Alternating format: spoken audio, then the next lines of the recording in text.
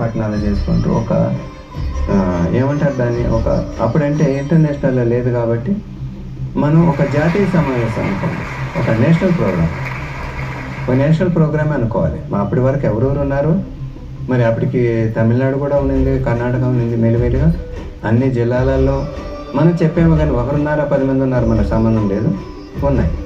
99కి వచ్చేకటికి బాగా తెలిసింది. అప్పటి నుంచి విస్తృతంగా ప్రచారం అయింది కూడా. అప్పుడు యాక్చువల్గా కలియుగాంతం కూడా చెప్పారు.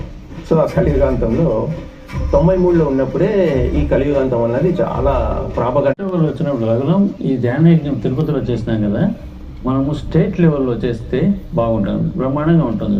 ఎక్కడ పెడతారు అంటే కర్నూలులోనే పెడతాము అని. ఓకే, అదొక పెద్ద ఫంక్షన్ చేసి అంత పెద్ద గ్రౌండ్స్లో అంత పెద్ద ఇది.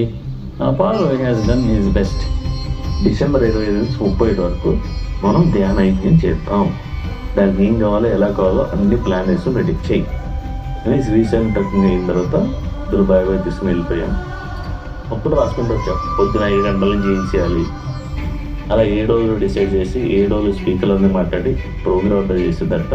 వెరీ గ్రాండ్ సక్సెస్ అయిపోయింది. డిగ్రీడిగా ప్రతిరోజు ఒక వివేకం తీసుకొచ్చేవారు, ఆయన తరఫున ఆయన చేసేవారు. అలా ఎప్పుడైతే ఇది జరిగిపోయిందో అది ఆరంభమైంది పబ్లిక్లో ధ్యాన మహాయజ్ఞం అనేది.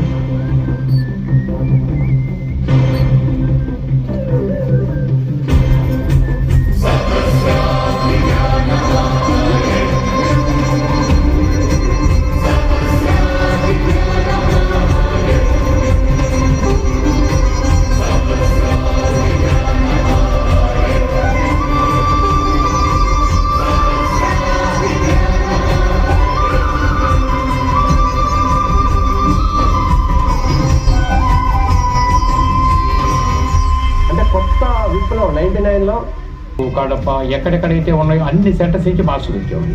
వాళ్ళందరినీ కలవటం, కొత్త కొత్త వాళ్ళని రావడం, కొత్త కొత్త విషయాలు తెలుసుకోవటం, సాంకేతిక గొప్పతనంగా అట్లా ఫీల్ అయ్యేవాళ్ళం. యజ్ఞం అని అంటే మరి 25వ తారీఖు నుంచి 31వ తారీఖు వరకు 1 వీక్ జరిగేది.